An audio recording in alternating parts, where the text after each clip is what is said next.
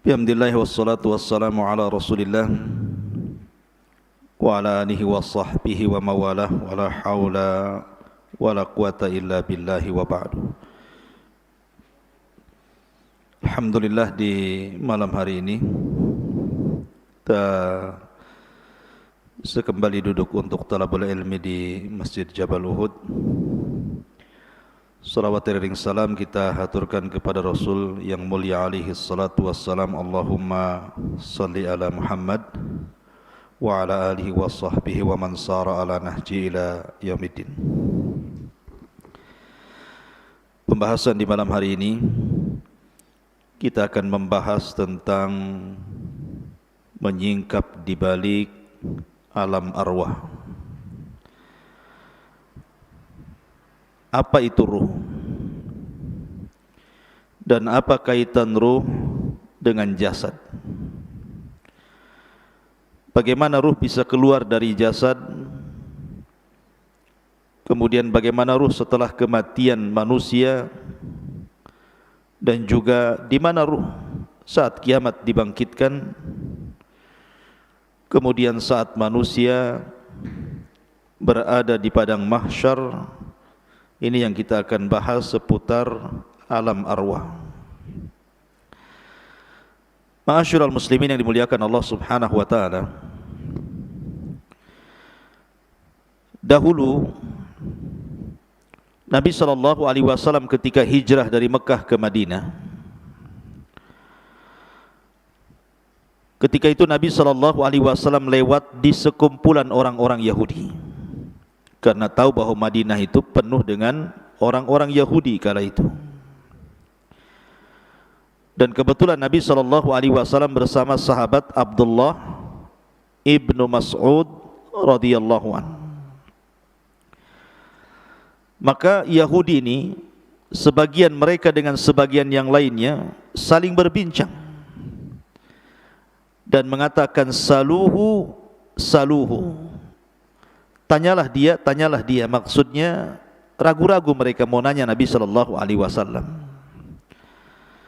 Akhirnya kemudian salah seorang di antara mereka memberanikan diri bertanya kepada Nabi SAW, ya Abul Qasim, marruh. Wahai Abul Qasim, saya ingin bertanya kepadamu, apa itu ruh? Maka Nabi SAW tidak langsung menjawab. Kemudian Rasul menyingkir dari mereka. Kemudian Rasul pun bersandar di bawah pohon kurma. Kata Abdullah bin Mas'ud radhiyallahu anhu mengatakan, fa'alimtu annahu yuha ilaihi, dan aku mengetahui bahwa Rasul sedang diturunkan wahyu kepadanya. Maka sejenak kemudian Nabi SAW bangkit, kembali menemui orang-orang Yahudi dan membacakan surah Al-Isra. Yas'alunaka 'anir ruh qulir ruhu min amri rabbi wa ma utitum minal ilmi illa qalila. Mereka bertanya-tanya soal ruh. Katakan ya Muhammad kepada mereka orang-orang Yahudi itu, ruh itu urusan Rabbku, dan apa yang Allah berikan kepada kalian dari pengetahuan itu tidak banyak. Ada juga kisah yang sejenis dengan kisah ini. Ketika orang-orang musyrik Arab datang ke kota Madinah untuk bertanya kepada orang Yahudi tentang Nabi yang baru muncul di Mekah. Karena orang-orang musyrik Arab tahu bahwa orang Yahudi itu kaum yang diberikan kitab. Mereka minta pendapat tentang kemunculan Nabi yang ada di Mekah itu kepada orang-orang Yahudi Madinah. Maka orang-orang Yahudi Madinah mengatakan kepada orang-orang musyrik Arab, tanyalah kepada orang yang ngaku Nabi di daerahmu itu 3 soalan. Kalau dia sanggup menjawab, memang dia seorang Nabi. Kalau dia tidak sanggup menjawab, dustakan kenabiannya. Lah salah satu pertanyaan yang diajarkan orang Yahudi kepada orang-orang musyrik, tanya kepada orang yang ngaku Nabi di daerahmu itu, apa itu ruh? Akhirnya kemudian ditanyakan kepada Rasul dan turunlah surah Al-Isra ayat 85. Mereka bertanya-tanya soal ruh, katakan ya Muhammad, ruh itu urusan Rabbku. Dari sini menunjukkan bahwa ruh itu tidak ada yang tahu bentuknya seperti apa.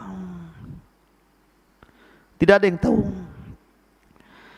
Makanya lihat perdebatan Abu Hanifah ketika berdebat dengan orang-orang ateis soal ketuhanan. Karena orang-orang ateis ini menganggap bahwa Tuhan itu tidak ada. Tetapi kita bagi kaum muslimin, Tuhan itu ada walaupun tidak bisa dilihat tapi bisa dirasakan keberadaannya dengan melihat alam semesta dan juga ayat-ayat syariah. Lah salah satu perdebatan Abu Hanifah dengan orang ateis itu, dia mengatakan begini, pernah enggak kamu itu duduk di hadapan orang sakit, berkunjung kepada orang sakit, kemudian duduk di hadapan orang sakit? Kata orang ateis ini, ya aku pernah. Kemudian, pernahkah engkau melihat orang sakit itu sampai menghembuskan nyawa terakhir dia, keluar ruhnya? Dia mengatakan, pernah. Kemudian kamu tahu kematiannya? Ya. Betul kamu tahu ketika ruh keluar dari mulutnya? Kalau itu aku tidak pernah melihat. Kalau engkau mengatakan bahwa kamu tidak bisa melihat ruh saat dia kematian, bagaimana mungkin engkau mensifati Allah Subhanahu wa taala? Artinya bahwa di sini ikhwatu fiddin, ruh itu tidak bisa dilihat. Lihat kalau antum nanti menghadapi orang yang sedang sakaratul maut, pandang wajahnya sampai betul-betul nazak yang terakhir kemudian mati. Antum tidak akan tahu ruhnya dia keluar seperti apa, bentuknya seperti apa, kapan keluarnya, enggak tahu. Tahu-tahu tidak bergerak saja kan. Artinya alam ruh itu alam gaib. Kita tidak tahu seperti apa bentuk ruh itu. Makanya Allah Subhanahu wa taala mengatakan, yas'alunaka 'anir ruhi qulir ruhu min amri rabbi. Mereka bertanya-tanya soal apa itu ruh, katakan ya Muhammad, ruh itu urusan Rabbku. Kenapa? Wa ma utitum minal ilmi illa qalila. Karena pengetahuan kita terbatas soal ruh ini. Ma'asyiral muslimin yang dimuliakan Allah Azza wa Jalla, pertanyaannya, dalam diri saya dan antum itu ada jasad dan ruh. Manusia kan terangkai dari jasad dan juga ruh. Jasad tanpa ruh tidak ada kemuliaan. Karena kalau jasad sudah terpisah dengan ruh, jasad itu jadi bangkai, dimakan rayap. Mau jasad presiden, mau jasad menteri, mau jasad orang kaya, mau jasad pejabat, kalau sudah ruhnya keluar, sebentar saja busuk, kemudian dimakan cacing tanah.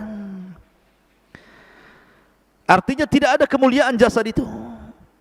Sehebat apapun orang, kalau sudah mati, kain kafan dibawa ke keranda, dibawa ke kuburan, tempatnya pun 1,5 meter kali 1,5 meter.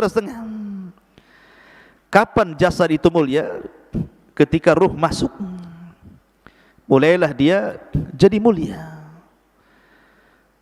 Karena ketika ruh dan jasad terangkai, maka macam-macam orang itu kan. Ada yang menjadi pemimpin, pejabat, orang kaya dan begitu seterusnya. Pertanyaan saya, lebih dahuluan mana? Penciptaan Allah ruh ataukah jasad? Lebih dulu mana? Ruh dulu diciptakan kemudian jasad, ataukah jasad dulu diciptakan kemudian ruh? Hah? Gak ada yang tahu jawab? Gak apa-apa, antum dengar saja. Apa yang antum jawab? Ya. Ketika Allah Subhanahu wa taala menciptakan Adam alaihi salatu wassalam, Allah menciptakan jasad Adam atau menciptakan ruhnya dulu? Menciptakan Adam dulu. Allah mengutus malaikat maut, mengambil tanah dengan berbagai macam jenisnya di dunia, mulai tanah yang keras, tanah yang lembut, tanah yang lembek, gitu ya. Tanah berwarna merah, berwarna hitam, berwarna kuning, berwarna putih, gitu, macam-macam warna. Kemudian dinaikkan ke langit. Kemudian Allah bentuk Adam alaihi salatu wassalam, membentuk menjadi manusia tersempurna, termulia. Laqad khalaqnal insana fi ahsani taqwim. Kemudian setelah Adam menjadi patung, maka Allah membiarkan patung Adam itu seperti itu, mengeras. Belum ada ruh, masih jasad. Sampai syaitan, iblis itu saking hasadnya dengan Adam, Adam belum dititipkan ruh itu, datang ngitarin patungnya Adam. Kadang masuk dari lubang telinga, keluar dari lubang hidung, masuk lubang hidung, keluar lagi dari lubang yang lain, ya kan? Karena banyak lubang antum itu, lubang sana, lubang sini gitu ya. Jadi iblis tahu bahwa Adam itu berongga. Makanya dia mengatakan, lau sullitu alayya la uhlikanna. Kalau orang ini diserahkan kepada aku, ku hancurkan dia, atau ku buat dia maksiat kepada Allah Azza wa Jalla. Lihat hasadnya iblis. Dari sini Allah Subhanahu wa taala menciptakan secara zahir ayat dalam Al-Qur'an tentang penciptaan Adam. Allah belum menciptakan roh, tapi Allah membentuk jasad Adam dulu sampai betul-betul sempurna, mengeras. Baru setelah itu Allah ciptakan roh. Jadi ketika Allah menciptakan Adam, jasad dulu apa roh dulu? Jasad dulu. Setelah jadi, baru Allah ciptakan roh. Setelah Allah ciptakan roh, baru Allah masukkan roh itu ke jasad Adam. Ketika roh baru sampai di tenggorokan saja, Adam sudah lapar tuh. Kemudian bersin, hacih. Ya, kemudian Allah mengatakan, ya Adam, katakan alhamdulillah. Maka Adam mengatakan alhamdulillah. Maka Allah mengatakan yarhamuka rabbuk. Kemudian ruh masuk lagi ke badan Adam, mulai tangan bergerak tuh. Di sampingnya ada pohon berbuah-buahan, dia maunya ngambil saja itu, padahal belum sampai jejak ke kaki ruhnya itu. Makanya manusia itu tercipta tergesa-gesa seperti abina bapak kita Adam. Baru setelah sempurna ruh itu sampai di kaki, sempurnalah Adam itu menjadi manusia yang disebut dengan nafsun. Ada ruh, ar-ruhu, ada an-nafsu dalam bahasa Arab. Kalau ruh ya ruh, kalau nafsu itu jiwa. Dan jiwa itu artinya terangkainya ruh dengan jasad, dalam bahasa Arab disebut nafsun. Kalau ruh, ruh saja. Kalau jasad, jasad saja. Kalau sudah nyatu disebut nafsun. Ya ayyutuhan nafsul mutmainnah, wahai jiwa yang tenang, karena ruhnya masih dalam jasad. Ukhruji ila ila ridwanullah, keridhaan Allah Subhanahu wa taala. Ma'asyiral muslimin yang dimuliakan Allah, ini kalau binisbah dengan Adam, bahwa ruh itu diciptakan sebelum atau setelah? Setelah Adam diciptakan. Adam dulu diciptakan, baru ruhnya diciptakan. Tetapi kalau kita selain Adam alaihi salatu wassalam, dibalik, ruhnya dulu diciptakan, baru kita diciptakan, ya. Karena dalam hadis Bukhari, ketika Nabi SAW bersabda tentang cerita penciptaan manusia, di mana Allah Subhanahu wa taala ketika menciptakan manusia itu, pertama 40 hari segumpal air mani, kemudian 40 hari kedua segumpal darah, kemudian 40 hari ketiga menjadi segumpal daging, berbentuklah dia manusia. Kalau dihitung berarti 4 bulan. 30 kan, 40 satu bulan kan 30 hari. Berarti 40 segumpal mani, 40 segumpal darah, 40 segumpal daging. Berarti pas 4 bulan usia janin itu sudah membentuk manusia. Dari sini Allah mengutus malaikat yang memang menghantarkan ruh. Kemudian dimasukkan ruh itu, kemudian dicatat rizkinya, dicatat amalannya, dicatat celakanya, dicatat kebahagiaannya, semua dicatat di situ. Maka dari sini kata para ulama, kalau Adam alaihi salatu wasalam diciptakan dulu jasadnya, baru kemudian ruhnya setelahnya diciptakan. Tapi kalau kita diciptakan dulu ruhnya, baru diciptakan jasadnya. Begitu kata para ulama. Kenapa demikian? Karena ketika Allah Subhanahu wa taala menciptakan Adam, kemudian Adam sudah berbentuk manusia, ada jasad dan ruh, Allah mengusap zahra Adam, pundaknya Adam diusap di sini. Ya. Lah ketika Allah Subhanahu wa taala mengusap pundaknya Adam, apa yang terjadi? Fa akhraja min dhahri Adam kullu nasmatin min dzurriyyatihi min khalqihi ila yaumil qiyamah. Dalam hadis Rasul, kemudian keluarlah dari pundak Adam ini, punggung Adam ini, ruh-ruh dari zuriyahnya Adam, dari anak cucunya Adam. Zuriyah diambil dari kata-kata zarrah. Zarrah itu semacam semut, bahkan lebih kecil dari semut, kecil, tidak nampak. Ya. Jadi keluar ruhnya dari situ, dan itu kelak akan menjadi anak cucu Adam.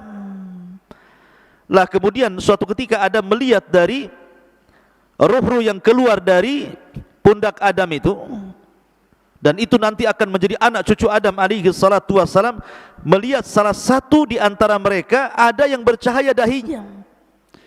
Kemudian Adam bertanya, siapa itu? Maka malaikat mengatakan, itu Daud, salah satu turunanmu. Karena takjubnya Adam, berapa usianya? 60 tahun. Pendek kali, ku tambah umurku atau usiaku 40 tahun, genapkan 100 tahun dia.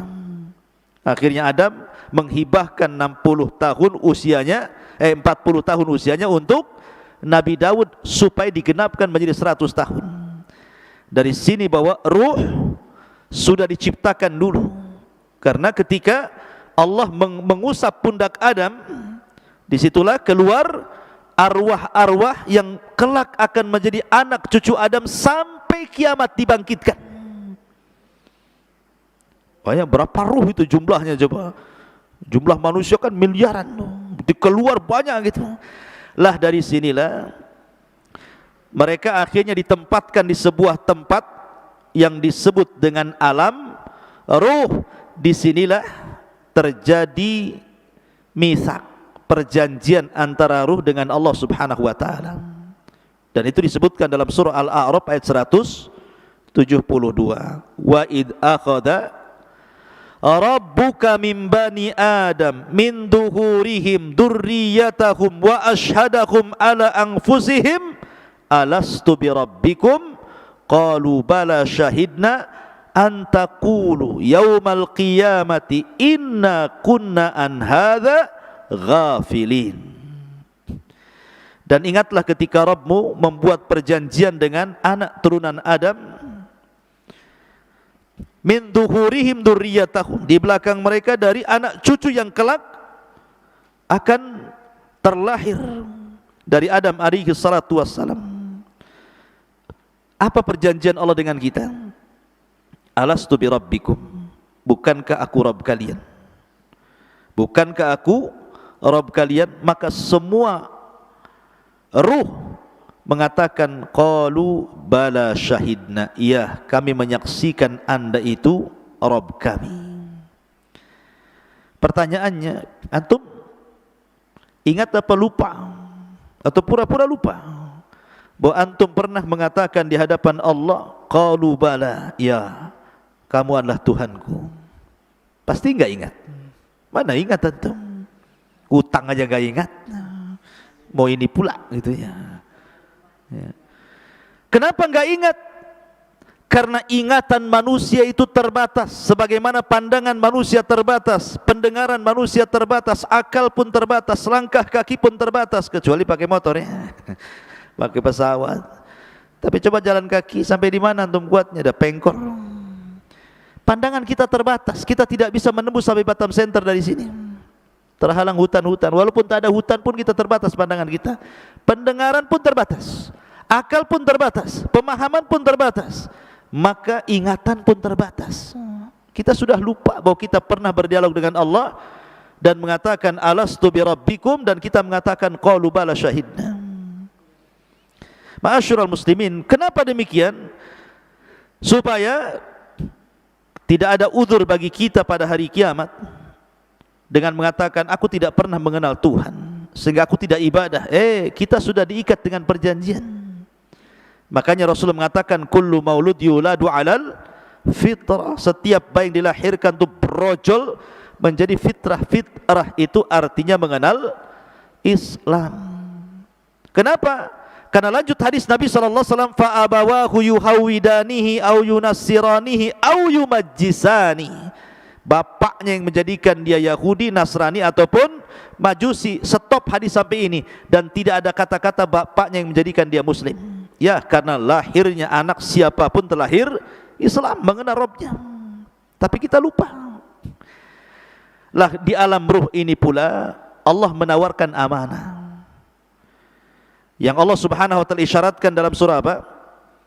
Inna aradnal amanata 'alas samawati wal ardi wal jibal fa abaina an yahmilnaha wa ashfaqna minha wa hamalahal insan innahu kana zaluman jahula. Sesungguhnya kami telah menawarkan amanah. Kapan amanah ditawarkan? Ketika di alam ruh. Allah menawarkan amanah ini. Pertama, ditawarkan ke langit, ditawarkan ke bumi, ditawarkan ke gunung-gunung, semua menolak amanah itu. Kemudian Allah menawarkan amanah di alam ruh kepada ruh-ruh turunan Adam itu. Tiba-tiba kemudian manusia pun siap memikul amanah itu. Makanya Allah mengatakan sungguh manusia itu amat sangat zalim dan amat sangat bodoh. Gunung saja menolak, langit saja menolak, bumi saja menolak, manusia pula yang lemah menerimanya. Walaupun penafsiran amanah dalam ayat ini berbagai macam ya. Apa yang dimaksud amanah yang Allah tawarkan kepada kita di alam ruh itu? Ada yang mengatakan amanah di sini artinya at-ta'at wal faraid, ketaatan dan melaksanakan kewajiban. Ada yang mengatakan amanah di sini artinya seperti pendapat Abdullah ibn Mas'ud, artinya solat, zakat, puasa, haji. Kemudian membenarkan hadis, jujur dalam berkata, kemudian membayar hutang, adil dalam timbangan, kemudian juga amanah ketika dititipkan sesuatu barang kepadanya. Ada juga yang mengatakan bahwa amanah di sini artinya al-farju, kemaluan. Bahwa kita diberikan kemaluan sehingga harus amanah.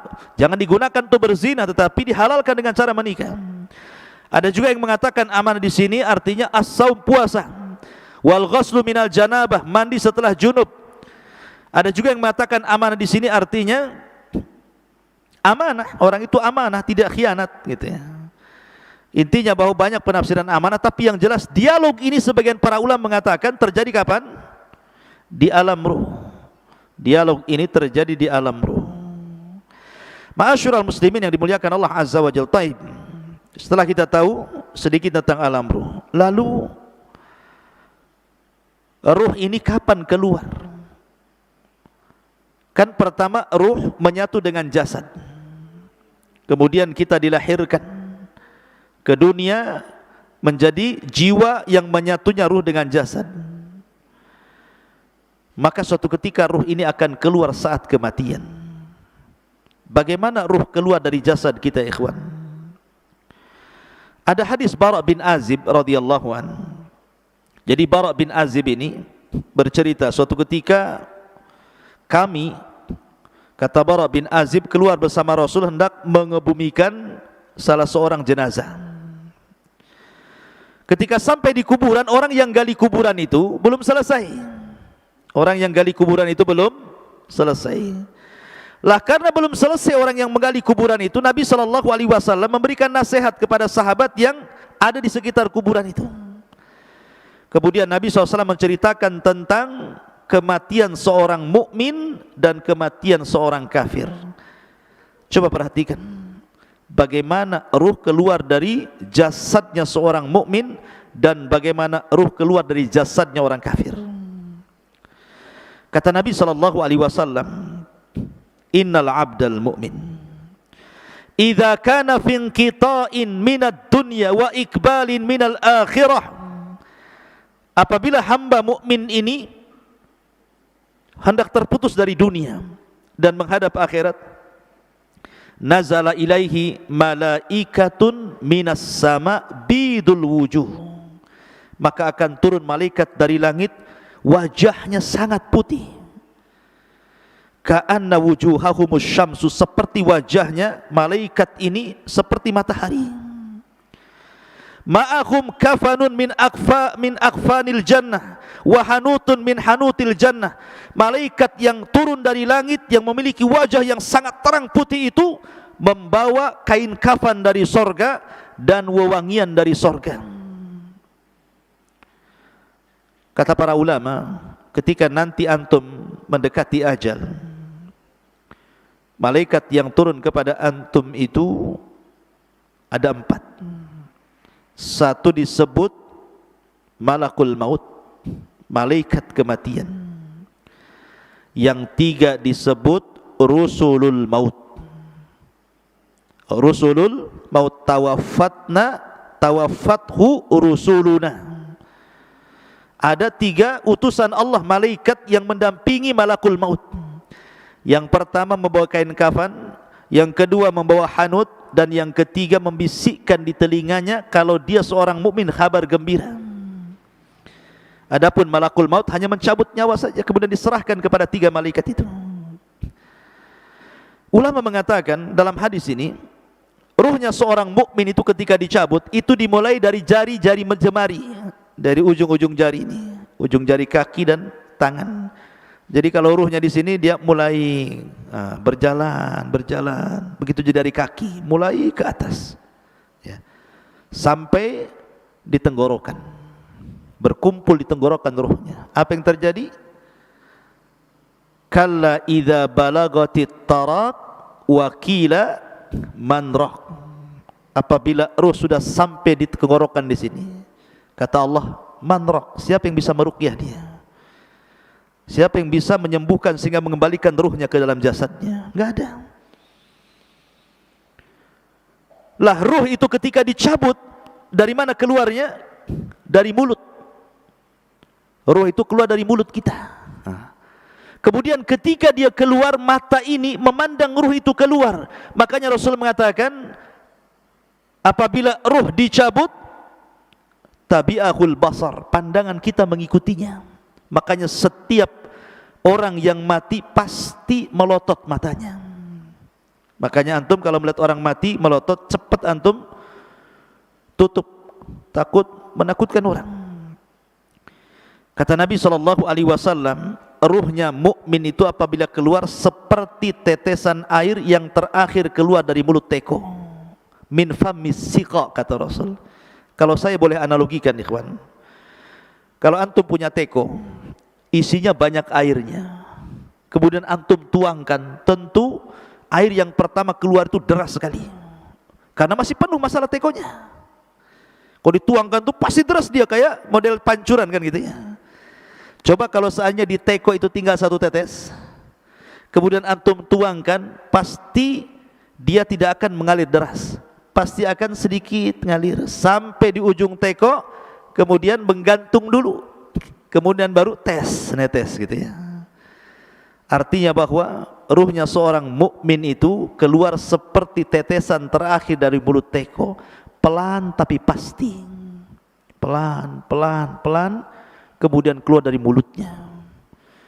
Ketika itu malaikat yang menghibur jasadnya seorang mukmin ini mengatakan, Ya ayyatuhar ruhul, ya ayyatuhan nafsul mutmainnah, irji ila rabbiki radiyatan mardiyah. Wahai jiwa yang tenang, keluarlah pelan-pelan menuju keridhaan Allah Subhanahu wa taala. Maka ketika betul-betul keluar, maka ruh itu kemudian naik ke langit. Sudah terpisah alamnya, dia kembali keluar dari jasad.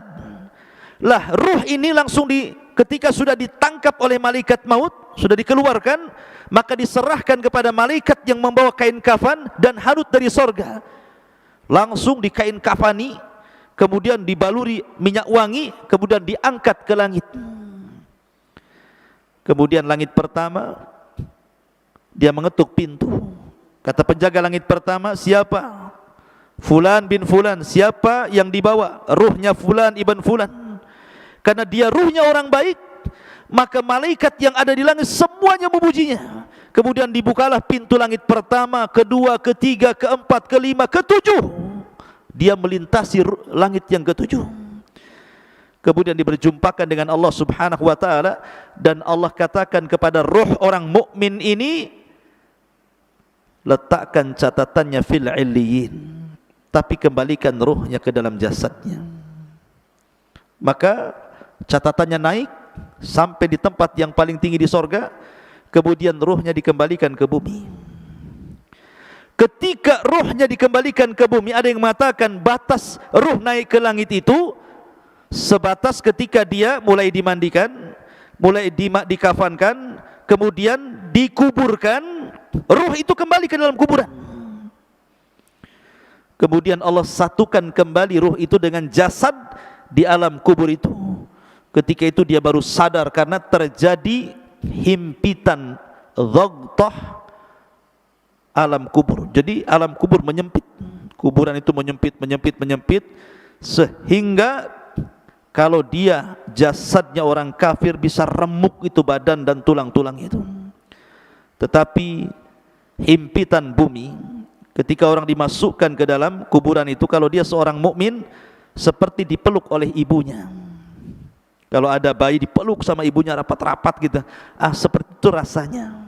Karena kita diciptakan dari tanah, kembali ke tanah, maka seolah-olah tanah itu bagi ibu kita. Tapi ingat, kalau jasadnya orang kafir, maka diremukkan dengan tanah semua tulang-tulangnya. Ma'asyiral muslimin, inilah yang dikatakan Rasul, seandainya ada yang selamat dari himpitan kuburan, maka tentu yang selamat adalah bayi ini. Tapi bayi ini pun tidak akan selamat dari himpitan kuburan. Dalam riwayat, kalaulah ada yang selamat dari himpitan kuburan, tentu yang selamat adalah Sa'd bin Mu'adz, karena saat kematiannya arsy Allah berguncang. Tapi Sa'd bin Mu'adz pun tidak selamat dari himpitan kubur.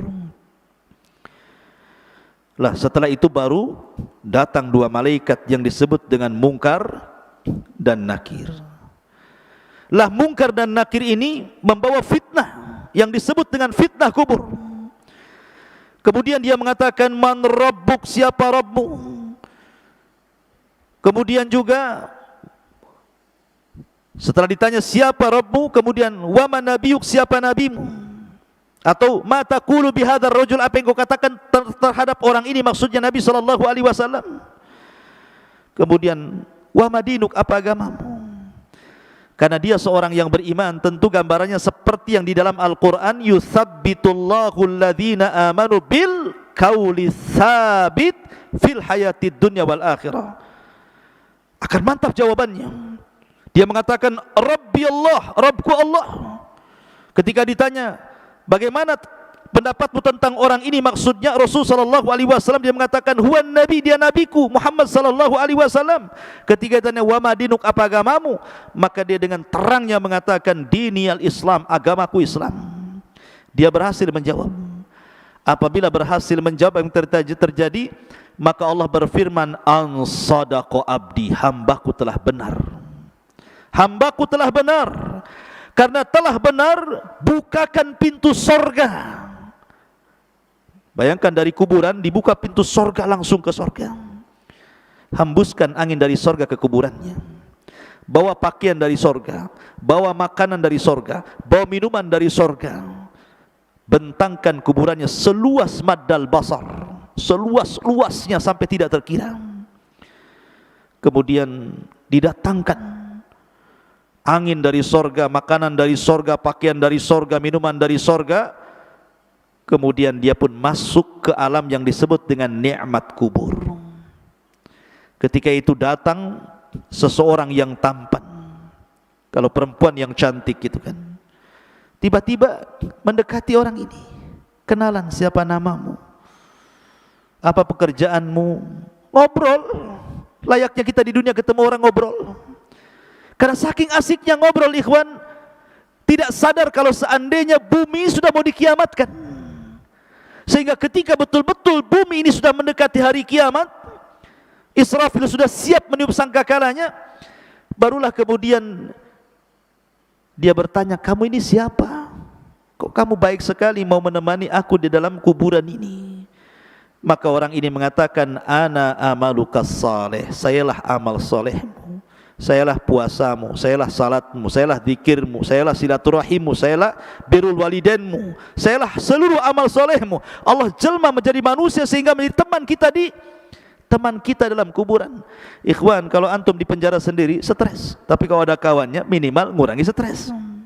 Adam saja diberikan sorga dengan berbagai macam nikmatnya, belum dikatakan sempurna kecuali diberikan kawan, diciptakan Hawa baru masuk ke sorga. Jadi ikhwatu fillah muliakan Allah Azza wa Jal, tetapi ruhnya seorang kafir, lihat bagaimana hadisnya. Adapun ruh seorang kafir, ketika idza kana fi inqita'in minad dunya wa iqbalin minal akhirah, nazala ilaihi minas sama'i malaikatun ghiladun shidadun sudul wujuh ma'ahu almasuhu minan nar. Subhanallah. Kalau seandainya orang fajir, orang kafir, orang fajir, orang jahat ini mati, hendak meninggalkan dunia dan menghadap akhirat, maka turun dari langit itu malaikat yang ghilad, syidad, yang sangat keras, yang sangat jahat. Sudul wujuh, wajahnya hitam, kelam, gosong, dan membawa kain kafan dari neraka yang sangat busuk baunya. Kemudian dia pun duduk di samping orang yang mau ihtidar, mau mati dari orang kafir ini. Maka malaikat yang jelek rupanya ini langsung meneriakkan di telinganya, ya ayyatuhan nafsul khabithah ukhruji ila sakhatim minallahi wa ghadabih. Hei jiwa yang buruk, keluar kau kepada kemurkaan Allah dan laknatnya, keluar kamu. Coba kalau saya buat analogi, antum ada di rumah, tiba-tiba di luar rumah ada yang berteriak, keluar, keluar Noval, mau enggak uang 1 miliar? Keluar enggak antum? Keluar. Pal, keluar, kubunuh kau. Keluar enggak? Keluar tapi lewat belakang, lari. Ya kan? Jadi ruhnya seorang mukmin seperti tadi teriakin, keluarlah, ini saya kasih uang tumpuk 1 miliar, pasti dia keluar enak.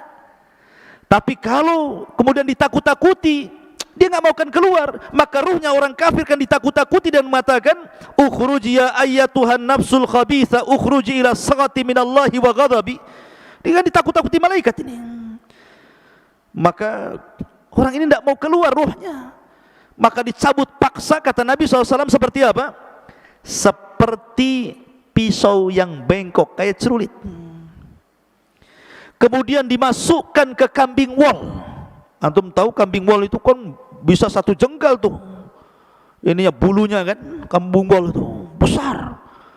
Apalagi kalau sudah jarang dimandikan itu udah brekele itu, rambutnya itu nempel satu dengan yang lainnya itu. Jadi ketika rambut kambing ini banyak, dimasukkan pisau yang berbengkok gini ya, safud dalam hadis itu. Kemudian setelah nempel begini, disiram rambutnya, langsung gini. Jadi susah jadinya pisaunya ini. Kira-kira kalau seandainya pisau yang dimasukkan ke bulu wol kemudian disiram, kemudian dipaksa begini, apa enggak rontok semua bulunya tuh? Lah Rasul mempermisalkan ruhnya orang kafir ketika dicabut itu seperti itu. Seperti senjata yang bengkok dimasukkan di bulu kambing wol, kemudian disiram, kemudian dipaksa, rontok semua bulunya, rontok semua persenjaannya, sakit yang luar biasa. Tapi tetap dia harus keluar. Ketika dia keluar, diserahkan kepada malaikat yang membawa kain kafan dari neraka yang sangat busuk itu. Dia pun tidak tahan di situ, ruhnya itu diangkat ke langit. Malaikat semua tersakiti dengan ruh ini karena baunya. Ini ruh siapa? Bau busuk sekali. Semua menyingkir malaikat itu, tidak ada yang mau mendekat. Ketika kemudian penjaga langit pertama diketuk supaya ruh ini naik ke langit, nggak mau dibukakan sama sekali, nggak mau dibukakan. Dari sini Allah Subhanahu wa taala berfirman dalam Al-Qur'an, la tufattahu lahu abwabus sama wa la yadkhulunal jannah hatta yalijal jamalu fi sammil khiyat. Ketika ruhnya orang kafir naik ke langit pertama, la tufattahu lahu abwabus sama. Allah atau malaikat tidak ada satupun yang membuka pintu-pintu langit. Bahkan dia akan masuk neraka. La tufattahu lahum abwabus sama wa la yadkhulunal jannah, dan dia tidak akan masuk surga orang kafir itu hatta yalijal jamalu fis samil khiyat, sampai ada cerita unta masuk ke liang jarum, kata Allah. Liang jarum seberapa? Jarum liangnya kecil, unta besar. Gimana masuk ke liang jarum? Gimana caranya? Dijadikan benang dulu untanya baru bisa masuk.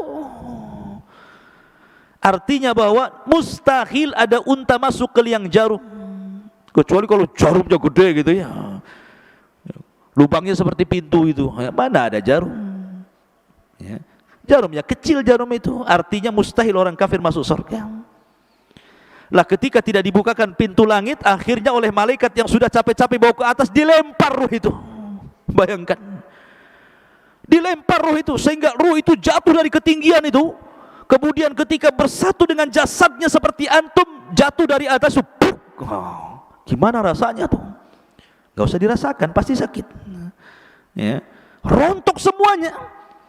Sudah kesakitan, tiba-tiba dihimpit lagi kuburan, langsung remek semuanya. Setelah ada himpitan kubur, tiba-tiba datang malaikat Munkar dan Nakir, kemudian berteriak dan menekan suaranya, man rabbuk, siapa Rabbmu? Enggak, kaget dia ya. Wa man nabiyuk, siapa nabimu? Wa madinuk, apa agamamu?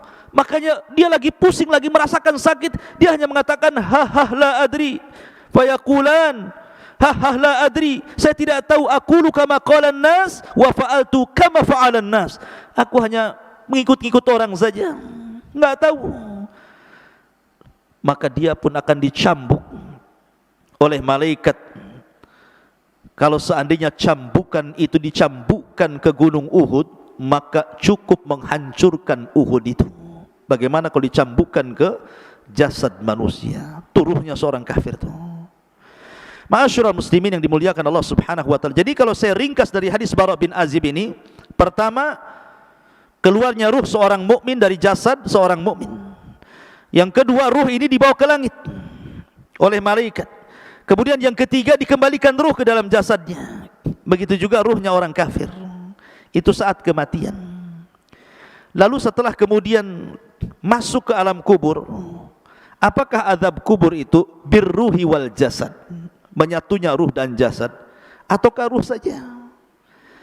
Maka Syekhul Islam Ibnu Taimiyah rahimahullahu taala mengatakan bahwa azab kubur itu yang rajih menurut ahli sunnah wal jamaah, dan ini menyelisih pendapat orang-orang Mu'tazilah dan ahli kalam, bahwa yang rajih wallahu alam adalah ruh dan jasad dijadikan satu. Walaupun ketika di dunia jasad itu utama, ruh itu mengikut. Kalau di alam kubur ruh utama, jasad itu mengikut. Karena alamnya sudah beda, alam gaib bagi kita dengan kuburannya. Jadi yang penting ruhnya. Tetapi kalau ingin merasakan sakit, makanya disatukan dengan jasadnya supaya dia merasakan bagaimana siksaan itu, sakitnya luar biasa. Maka baru disatukan jasad dengan ruh, dan itu pendapat yang kuat bahwa alam kubur terjadi birruhi wal jasad, ruh dengan jasad. Walaupun ada pendapat ruhnya saja, karena jasad pasti akan dimakan cacing tanah, akan hilang, kemudian akan hancur. Ma'asyiral muslimin yang dimuliakan, ada yang mengatakan tentang masalah di mana ruh itu dalam kuburan. Imam Malik rahimahullahu taala mengatakan bahwa kalau dia ruhnya seorang mukmin, maka ruh itu sesuka dia akan keluar masuk surga. Jasadnya tetap di kuburan, sementara ruhnya itu keluar masuk surga. Ada juga pendapat Ka'ab Ibn Akhbar mengatakan ruhnya seorang mukmin akan diletakkan di langit ketujuh di Iliyin. Adapun ruhnya orang kafir akan diletakkan di Sijin, di bawah bumi yang paling dasar. Ada juga pendapat Imam Ibnu Hazm mengatakan bahwa ruh dalam kubur itu dia tetap di situ, ya, tidak keluar dari kuburan. Ada juga yang mengatakan, Ibnu Abdul Bar mengatakan, ruhnya syuhada maka akan masuk ke dalam sorga dan akan diletakkan di kendil-kendil sorga, kemudian digantung di aras-aras Allah. Adapun ruhnya seorang mukmin maka mereka akan dimasukkan ke dalam sorga dan akan diletakkan, digantung-gantungkan di pohon sorga. Itu pendapat Ibnu Abdul Bar. Dan juga pendapat Ibnu Ash-Shihab, ya, bahwa ruhnya syuhada juga akan digantungkan di arasy seperti kendil-kendil dan keluar masuk surga. Wallahu a'lam. Karena bagaimanapun pengetahuan kita tentang ruh tidak banyak. Wa ma utitu minal ilmi illa qal, ini hanya pendapat para ulama. Adapun hakikatnya wallahu a'lam, yas'alunaka 'anir ruh qulir ruhu min amri rabbi. Ma'asyiral muslimin yang dimuliakan, lalu ketika terjadi hari kiamat, di mana ruh? Ulama mengatakan bahwa ada 7 perkara yang tidak akan binasa pada hari kiamat. Catat 7 perkara ini. Tidak akan binasa pada hari kiamat, tetapi yang lainnya pasti dihancurkan. Ketika Israfil meniupkan sangkakalanya, semua makhluk Allah dihancur-hancurkan. Bumi dihancurkan, gunung dihancurkan, lautan dihancurkan, langit dihancurkan, bintang dihancurkan, matahari, dan begitu seterusnya. Tapi ada 7 makhluk yang tidak akan pernah dihancurkan. Ada yang mengatakan 8, ada yang mengatakan 7. Yang pertama arsy. Arsy tidak akan dihancurkan Allah subhanahu wa ta'ala. Kemudian yang kedua dan yang ketiga, al-jannatu wan nar. Surga dan neraka tidak mungkin hancur dengan tiupan sangkakala. Kemudian yang keempat, al-ajbu. Al-ajbu itu artinya tulang ekor setiap manusia. Mungkin badan bisa hancur, tulang-tulang yang lain bisa hancur, tapi tulang ekor tidak mungkin dihancurkan Allah, karena kita diciptakan dari tulang ekor itu. Kemudian yang nomor 5, al-lauh, papan tempat menulis kolam itu. Al-lauh yang disebut lauhil mahfud, tidak akan hancur. Kemudian yang keenam, al-qalam, dan kolam makhluk kedua yang Allah ciptakan setelah arsy tidak akan hancur. Kemudian yang nomor 7, ruh. Ruh tidak akan hancur. Ketika Israfil meniupkan sangkakala, itu tidak akan hancur. Dan ini disebutkan di dalam nuniyahnya Imam Ibnul Qayyim rahimahullahu ta'ala, dan juga dalam kitabnya Syarhus Sunnah li Imam Al-Barbahari rahimahullahu ta'ala, dan juga kitab-kitab yang lain yang menunjukkan 7 perkara tidak akan dihancurkan saat alam dihancurkan. Salah satunya ruh. Lalu ruh di mana ketika terjadi kiamat? Ruh itu terjadi ketika terjadi kiamat, maka terputuslah azab kubur, nikmat kubur, dan begitu seterusnya. Maka ruh itu akan diletakkan di eliyin yang mukmin, kemudian ruhnya orang-orang kafir dan orang-orang jahat diletakkan di sijin, di dasar bumi. Kemudian terjadi kiamat hebat selama 40, bisa 40 tahun, bisa 40 bulan, bisa 40 hari. Baru Israfil kemudian meniupkan sangkakala yang kedua. Ketika itu jasad-jasad oleh Allah dikembalikan lagi, tulangnya dirangkai lagi, kemudian dagingnya dirangkai lagi dengan tulangnya. Jadilah setiap manusia, sehingga tanah itu dipenuhi dengan jasad. Allah mengatakan, idza zulzilatil ardu zilzalaha wa akhrajatil ardu athqalaha. Dan Allah keluarkan beban-beban berat dari perut bumi, maksudnya manusia, dilempar ke permukaan. Wa alqat ma fiha wa takhallat, dan kami lempar isi-isi perut bumi sampai kosong, karena semua jasadnya berada di permukaan bumi, semua jasad, belum ada ruh. Baru setelah jasad mulai dari Adam alaihi salatu wasalam sampai orang yang terakhir mati, sudah di permukaan bumi, di padang mahsyar, maka Allah mengatakan dalam Al-Quran, ruh itu kemudian dilesatkan dari illiyin dan dilesatkan dari sijin, ya. Wa idza nufusu zuwizat, dan ketika nufus, jiwa-jiwa itu disatukan, Jadi ruh dari Ilin melesat, kemudian ruh dari Sijin melesat, dan anehnya tidak tertukar ruh dengan jasad itu. Bukan berarti kemudian ruhnya Naufal tertukar dengan ruhnya siapa gitu, enak kali ya. Jadi tidak tertukar, artinya bahwa ruh itu akan kembali ke jasadnya sesuai ketika di dunia jasadnya. Dan yang pertama kali adalah ruhnya Muhammadun sallallahu alaihi wasallam. Makanya dia orang yang pertama kali siuman sebelum manusia siuman. Ana awal man yashaqqu fihil qabr. Saya pertama orang yang keluar dari kuburan, katanya, kata Rasul.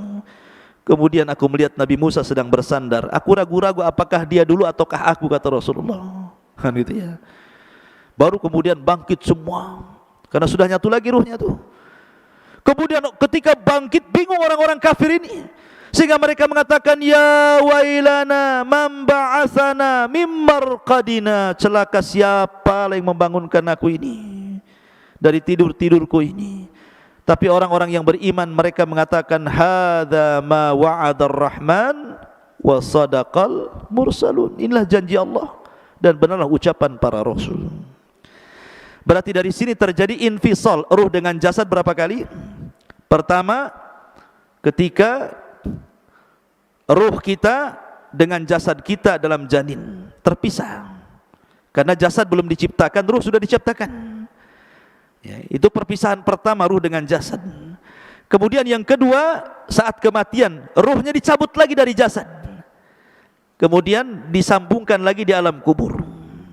Kemudian setelah terjadi kiamat, dipisahkan lagi ruhnya, diletakkan di Iliyin, kemudian di padang mahsyar disatukan lagi, dan tidak akan pernah dikeluarkan lagi setelah itu, baik yang masuk ke dalam sorga ataupun yang masuk ke neraka. Tetapi yang ada kelak, badan kita akan dibesarkan. Kata para ulama, kapan? Ketika membaca catatan amal. Ketika Naufal membaca catatan amal 1, 2, kalau itu amalan baik dibaca, maka bercahayalah wajahnya, mengembang badannya. Dibaca lagi catatan kebaikannya, makin bercahaya, makin mengembang, makin bercahaya, makin mengembang, sehingga tanpa sadar badan itu besar, sehingga tingginya 30 meter 60 hasta, lebarnya 7 hasta 3,5 meter, dan bentuk mereka semua sama, kasurati abikum Adam, seperti gambaran bapak kalian Adam alaihi salatu wassalam. Tuluhu sittuna dira'ah, panjangnya tingginya 60 hasta atau 30 meter. Barulah disitulah mereka menitis titian siratal mustaqim, wallahu alam, sampai akhirnya yang berhasil masuk surga itu karena amalan dan ketaatannya, yang tidak berhasil karena perbuatan maksiat dan dosanya. Wallahu alam bisawab. Inilah diantara alam arwah. Subhanakallah bihamdika asyhadu an la ilaha illa anta astaghfiruka wa atubu ilaik. Allahu ta'ala. Assalamualaikum warahmatullahi wabarakatuh.